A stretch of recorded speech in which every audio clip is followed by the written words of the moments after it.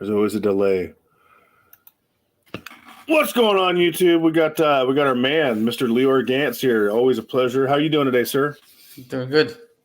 So I'm doing it a little bit different right now. I have something else coming out actually as we speak. So I don't want to cross the streams on the video, so to speak. So we're going to do this nickel stacking style. There's not going to be a live chat, which is a one-time thing. I always have the chat open. I double book. So this video will drop a couple of days after it was filmed. Today is March 3rd. 2024. It's 11 o'clock a.m. Pacific Standard Time. Lior, I got some questions for you, brother, if you're ready. Go ahead. What do you think of the housing situation and the cost of housing and where it's headed and what's going to happen with that?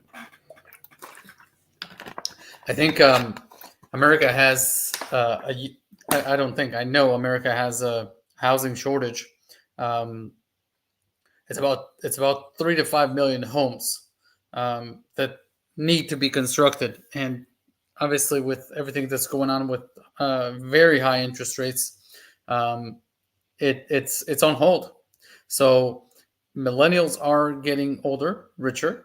They are forming families. They need housing, and they're not getting any housing available. That's why you're seeing prices, even though there's literally no transactions in the market. It's the lowest it's been ever in U.S. history.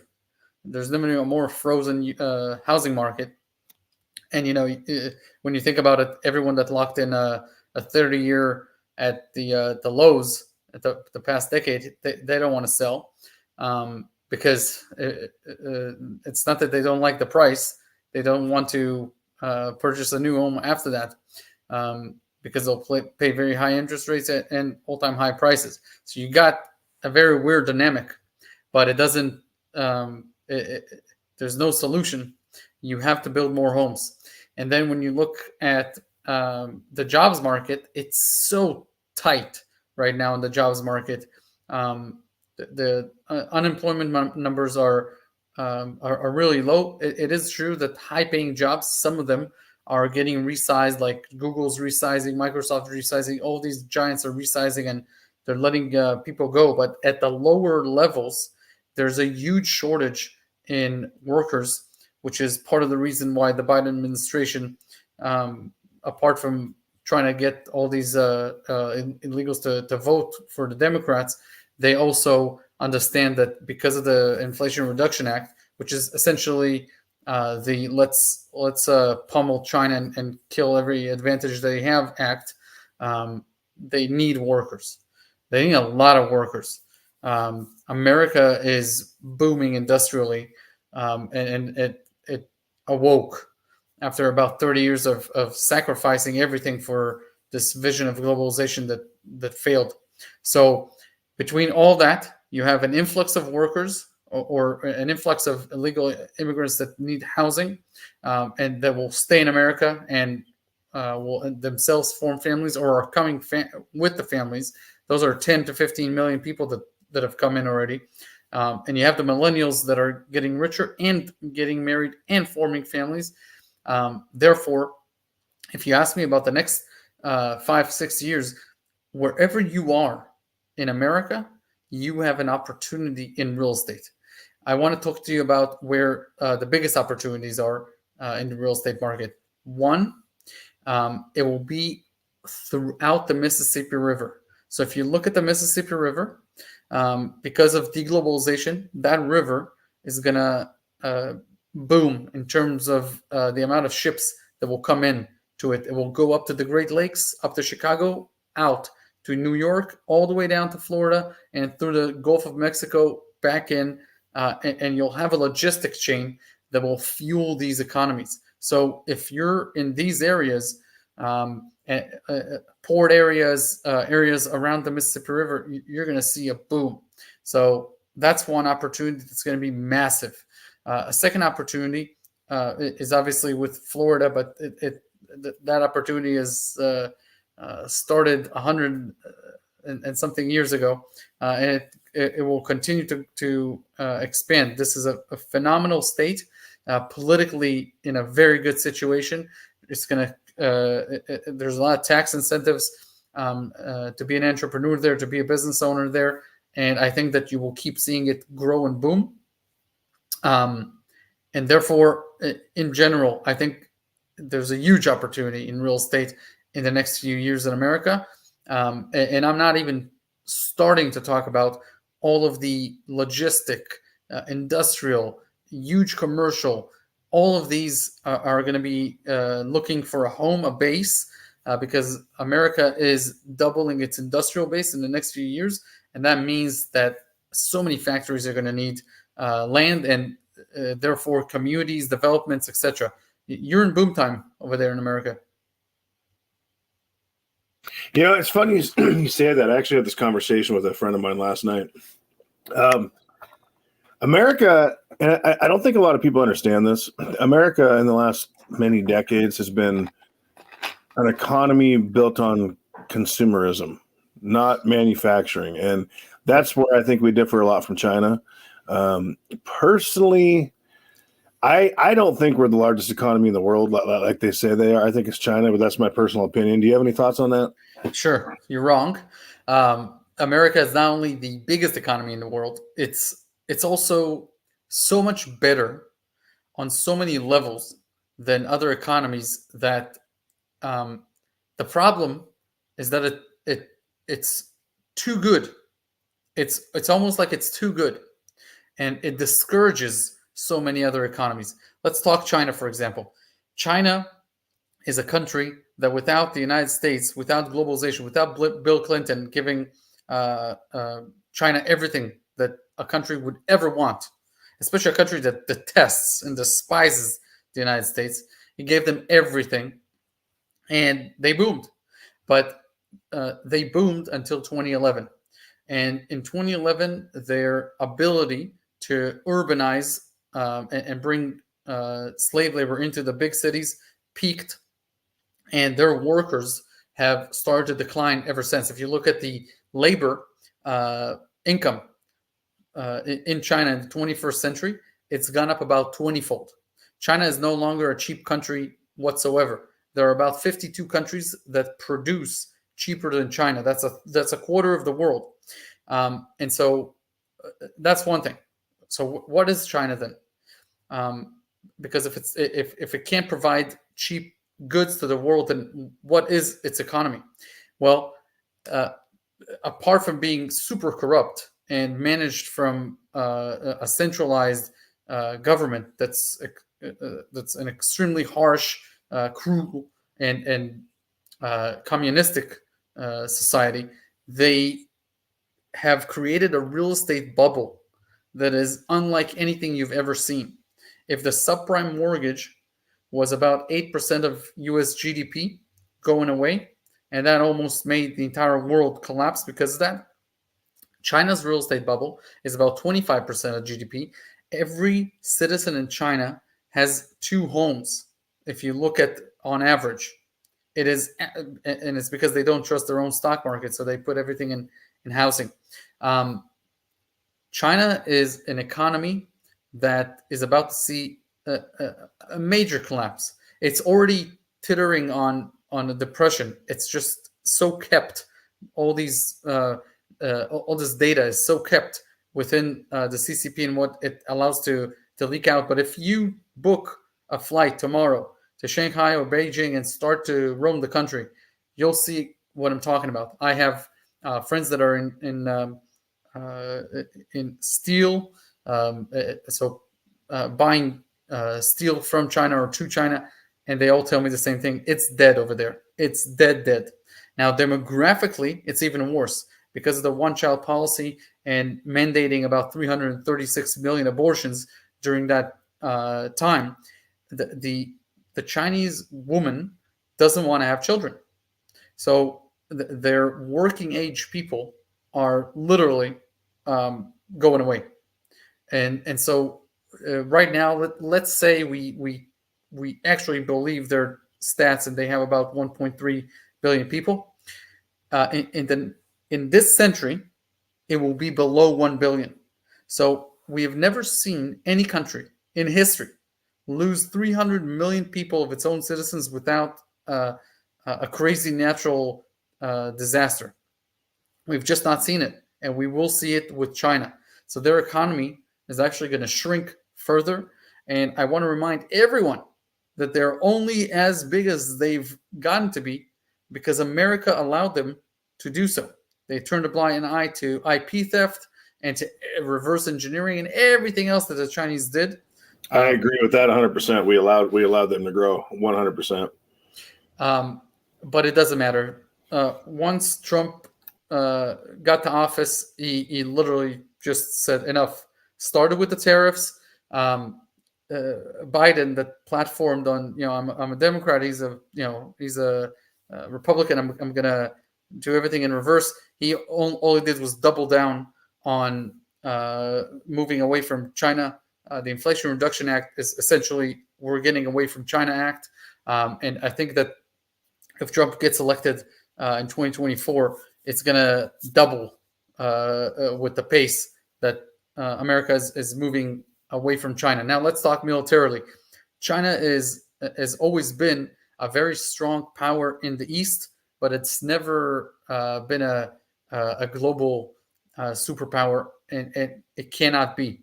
The reason that it cannot be a global superpower is because it doesn't have open sea access like America has. America, apart from the people that were crazy enough to come near it through Hawaii in WW2 and saw 2 nukes coming their way, and the Soviets that tried to put nuclear facilities in Cuba, which is a neighboring island. America has the best borders in the world. You have open seas on both sides. You have friendly neighbors to the north and to the south. Compare that to China, which has an island chain that locks it up through a number of straits. And if you close those straits, and America can close them like this, in about 2 months, there is no oil for the entire country of China. And in about 6 months, they go full on hungry. So China has always been deterred from disrupting any global powers because on its when they try to go to the open seas, they see Taiwan, they see Japan, they see the Philippines, they see Singapore, they see South Korea, and all of these are U.S. bases. And so within missile range, within everything, the power dynamics here are clearly towards the United States. And that's why you have the Belt and Road Initiative. You're trying to basically lower the importance of access to the open seas by having a way to go from the oil of the Middle East and the Persian Gulf to China without having to go on ships. So I think when you look at the 21st century, by the end of the 21st century, America's population will be very similar to that of China's. And when you look at the robustness of the economy and how America is built with all of its advantages, geographically, topographically, and in human potential, there's nothing to compare. America is going to continue being the most important country of the 21st century, but it will not be the same way you see it right now. This experiment to globalize and to just create all these dependencies between everyone, between all countries, so that you lower the chances that a country will invade another country or attack another country because they're all reliant on each other for trade. It crashed. It crashed and burned.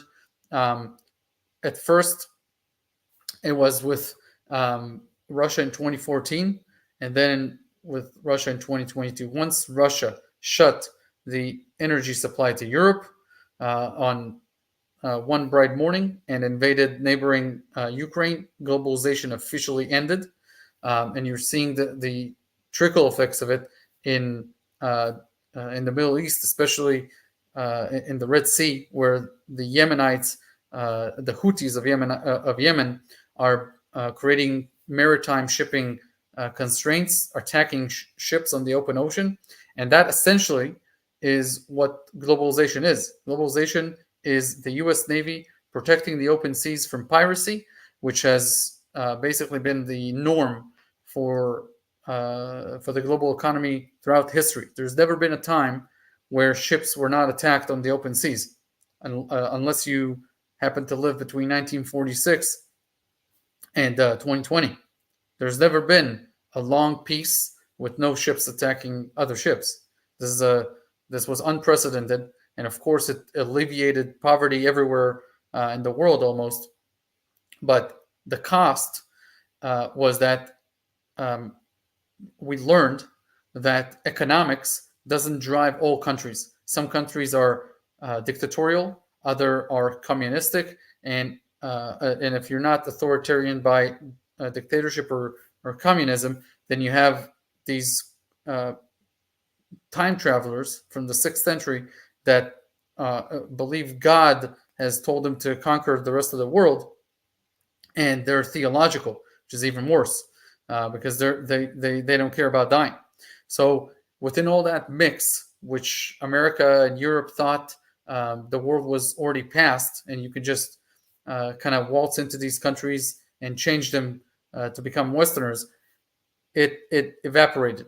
And now we are rebuilding the global economy, and it will be regionals, it will be regions, and I think that you will see, just like Europe has a defense alliance with the United States called NATO, you will see another one in the Middle East with countries that align with the United States. You will see other ones in Southeast Asia, countries that align with Japan there and the United States, and I'm sure we'll see others in Africa and in Latin America. The world is breaking up to regions and alliances, and that's it. We've moved past globalization. One thing I think China still has going for it, besides the fact that they do manufacture more than a lot of other economies, is I think they hold far more gold than most nations. Probably I think they probably have more gold, and this is all speculation, of course, than any other country, because they won't talk about it, but we do know that they hoard gold, which I think is going to be to their benefit in the long run. Was that a question or just? I just want to know what you think about that, because I personally, if I had to venture, and again, this is just my guess, I would say China owns far more gold than we do. I'd say Russia probably does too. Okay, so I've like I said, it's a guess. Official reserves obviously put the United States well above China, but here's what I would tell you: nobody in their right mind trusts China's government or its currency. I agree with that 100%. We don't even know what its currency is worth. Its currency is basically a derivative of the US dollar. If it was allowed to free float, who knows how much it would plummet. There is essentially one currency in the world. It's called the US dollar, and everything else is sort of a derivative of it. Now, it may fluctuate, and the United States has done a lot to wound it and abuse it and ruin it. But it's still the one that everybody knows around the world. That currency does not get messed around with or weaponized by the government to a large extent. Yes, it does by sanctions and SWIFT and all this kind of stuff. But for the most part, you can trust its value not being manipulated and changed on the foreign exchanges like the CCP does twice or three times or four times a year, and who knows what else they do. So I don't see an alternative to the US dollar, at least not in the interim, but for sure you will see Russia, Iran, China, Brazil, and other countries trying to do some transactions in their local currencies and prop them up, or you may see them trading a little bit in euros. But for the most part, if you want to do business around the world, you use the dollar, and you can bet your ass most countries will accept it. Oh, absolutely. And now we're talking BRICS mentality, which I would love to do a BRICS video with you at some point if you'd be willing to do that, because Sure. I have a lot to say about that, and I bet you do too. I know you're a I'll, busy I'll, man. I'll Oh, go ahead. give you I'll give you a quick gist on it if you want. Okay. Yeah. Yeah. Okay. Uh, BRICS is a composition of countries that have nothing in common except that they hate the United States a little bit. But And, they have, and that China's trying to bring them all together. I think I've noticed that. yeah, Yeah. yeah. Interesting, huh? But they have no real goals, no framework, nothing that they can really agree on. Um, just to remind everybody, China and India have a border dispute where they're killing each other. Russia and China have fought over their border, shared border, um, some of the most brutal wars the world's ever seen. The Houthis, which are a proxy of Iran, are blocking the Straits of Djibouti, which are the most important to Chinese shipping. So that's a little screwed up situation between China and Iran. Then when you look at Brazil, it's essentially an economy that can only function under the globalization because whatever they produce is the highest cost to produce. Their oil is super expensive. Their industries are super primitive. Now the globalization is ending, and no other countries are going to buy their stuff just to honor trade agreements. They will need to reinvent their entire economy. So, you know, who cares about them? And then South Africa. I mean, what's going on over there? There's it's not like a collection of these superpowers trying to defeat America. It's a collection of very broken countries trying to patch something together. Now, India is the one that's really interesting in there because India is geographically and topographically controls some of the best areas in the world. They also speak English, and they are also growing into the third largest economy in the world and the most populated country in the world. And so they are garnering a lot of influence. And not only that, but both China and the United States are really seeking them out. So they're playing both sides. They have a lot going for them. And I think that you will see a lot more from them, making Oh, demands and getting those demands answered. India Um, is full of very smart people. I started seeing this trend, I'm going to guess on this 5, 6 years ago when they had some of the best medicine, medical doctors available in the world. And insurance companies in the United States were actually paying to fly people out there, put them in hotels, and have procedures done there because it was cheaper. I remember that. So I've seen that. I've seen the trend of India's intelligence for a long time. who's the CEO of Microsoft or Uh, Google? I don't even Google. I don't even know anymore. Two Indians. Two Well, Indians yeah, but I don't that know came their to America. I don't know their names. No, I know. But I'm telling you, like, yeah, no, you're it's 100% correct.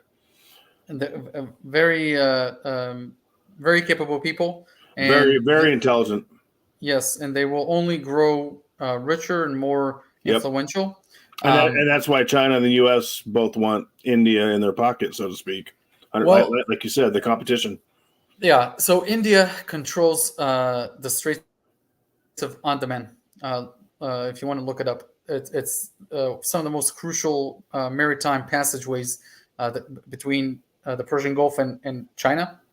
If they choose to close that, China's basically choked, and that's really important to the United States, which is why they're trying to put bases in there, and China and India is resisting to show you how much power they have. Um, they're resisting the United States, and from the Chinese perspective, I mean, I just told you how important it is for them as well. By the way, this entire thesis is called the Malacca dilemma, and Chinese have been working on this for hundreds of years, but especially in the last 20 years, it's been a key topic for the CCP because they understand that once they told America, "Hey, we're your friends," and the next day they woke up and started stealing and reverse engineering and doing all that, they knew the day was coming that American public would recognize China as an enemy. But just so we understand this, China's CCP, before it even took control of China, this is in the 1940s. This is still when China and the United States were fighting together against the Japanese. They were allies. Even in those formative years of the CCP, they still hated America. And so this thing has been going on for almost 100 years.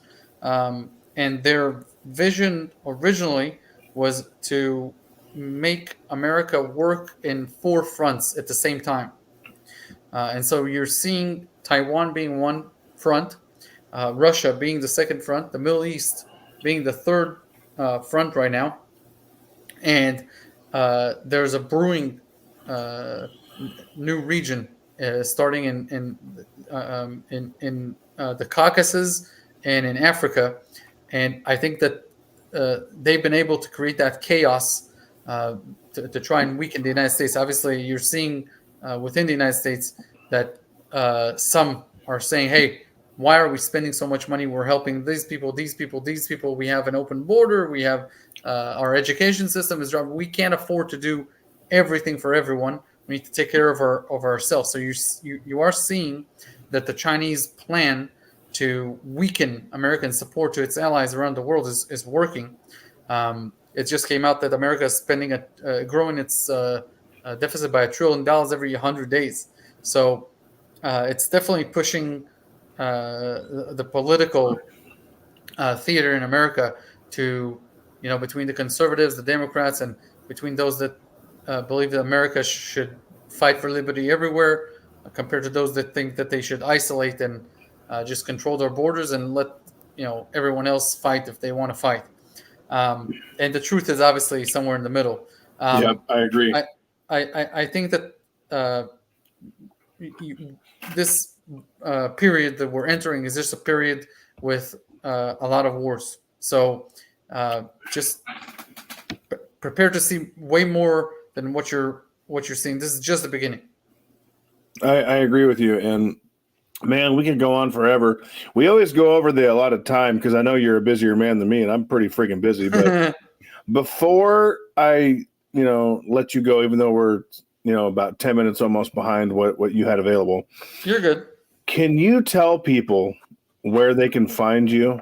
Because I think I think fundamentally you and I agree on pretty much everything. I think we have differences of opinion on some things, but that doesn't mean we can't be friends. And I think you're an incredibly brilliant man. So where can people find your work?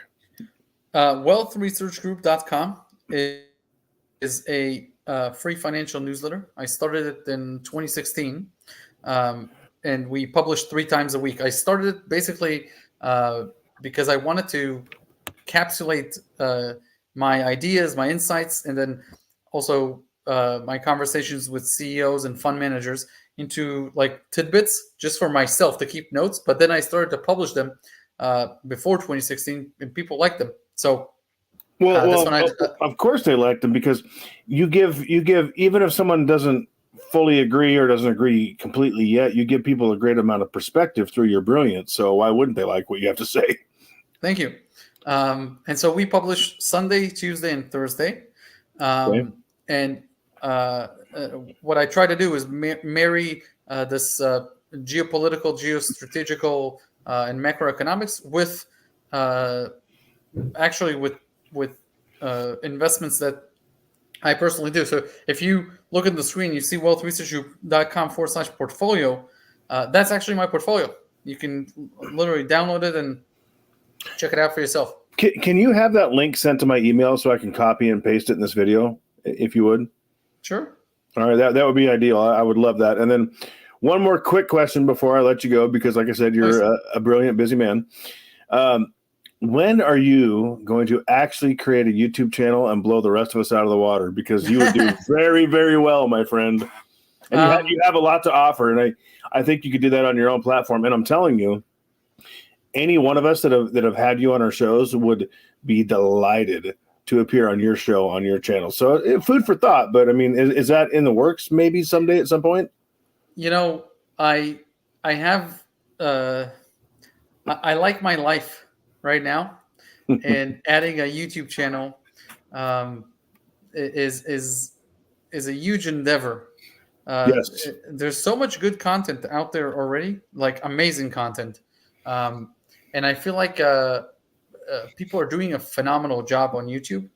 And I think that my strong point is actually to capsulate articles into these 500 to 600 word publications that take between 5 and 7 minutes to read. I like those more. And that's where I like my focus. And so usually I come on YouTube as a guest wherever I'm invited, instead of creating my own channel, my own blog, etc. I have Wealth Research Group, and I love that. Well, I appreciate you, and if you ever do start a channel, let me know. I'll do what I can to promote it, because Thank you. I think you're a very smart man, and you're very gracious to appear on a lot of our channels. I mean, I've seen you on Sal's, I've seen you on Silver Oceans. I mean, you're everywhere, man. So what you do for the community and the people is phenomenal, and I want to let you know I appreciate you for that.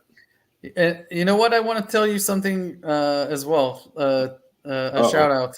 No, I'll tell you. Look, I've never done a gold interview with a higher gold price. This is the highest gold price I've ever done, and I've been doing these interviews since 2016. It's the best one.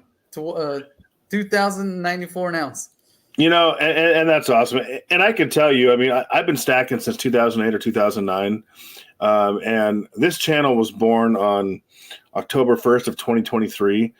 Never, and I've seen you around for years, man. Never in my wildest dreams did I ever think my channel, and it's not huge, but I never in my wildest dreams thought Lior Gantz would be on my channel. I never thought Salivate Metal would be on my channel and I'd be on his. I never could have dreamed that. And now that I've been doing Rumble since October 21st of this last October. Okay, so I'm just over a year in on YouTube, and I'm like 6 months in on Rumble. Maybe I can get something going over there. I mean, it's just phenomenal. People that you've watched for years, you've listened to, that you highly respect, you'd never think you can interact with them. And it truly is an amazing thing. And you're one of those people. So I think you're an integral part of the education process and the perspective process. So thank you. It reminds me of the way that I looked at people that I used to listen to. This is going back 20 years. And then meeting them and networking, etc. So I can definitely relate. It's crazy, man. I know we're over our time. If you got anything else you want to say, go ahead. The floor is yours. Oh, we're good. All right. All I got to say is thank you, Lior, for appearing again. Anytime you want to do something, let me know. Please send me your link to your direct your wealth articles. I would love to put that in the description below. I think you have a lot to offer people. Sure. So, or have Christine send that over or whatever. Aside from that, all I got to say is keep stacking, people. Keep stacking. Thanks, Lior. You're the man.